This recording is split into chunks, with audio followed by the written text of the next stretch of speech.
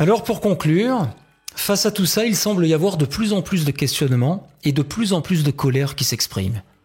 Il y a aussi des partis que l'on appelle souverainistes, qui sont eurocritiques, comme le Front de gauche, le Front national, jusqu'au petit parti de Debout la France. Eux, ils ne veulent pas quitter l'Union européenne, mais ils veulent la faire changer. Ils en appellent à un rapport de force entre la France et l'Union européenne qui ne pourrait en fait que plier.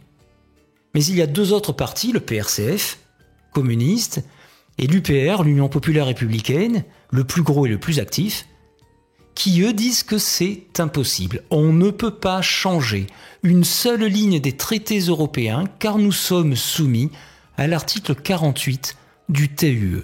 Ce qui veut dire que tout ce que l'on a vu est soumis à la loi de l'unanimité. Et donc il faudrait que les 28 États membres, pas tous moins un, tous, qui ont pourtant des intérêts totalement divergents, se mettent tous d'accord au même moment sur un même point, et en plus que ce soit dans la direction qui nous intéresse à nous les Français. Eh bien l'UPR dit que ce serait bien plus difficile que de gagner à l'euro-million. Ces partis nous renseignent même sur le fait que l'on ne peut pas quitter l'euro sans quitter l'Union européenne, car il n'y a aucun article dans les traités qui le permettent. Alors ils appellent donc à quitter l'Union européenne par l'article 50 qui lui le permet et n'est pas soumis à la loi de l'unanimité.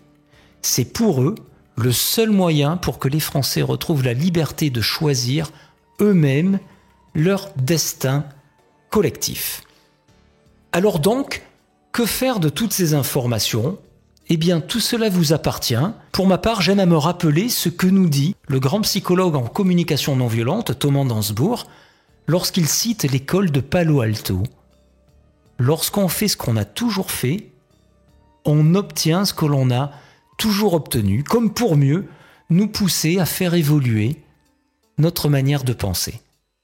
Eh bien, j'espère qu'avec tout ça, vous ferez ce qu'il faudra pour que vous obteniez ce que vous voulez vraiment obtenir, et ainsi, nous n'en arriverons jamais au jour où la France est mourue.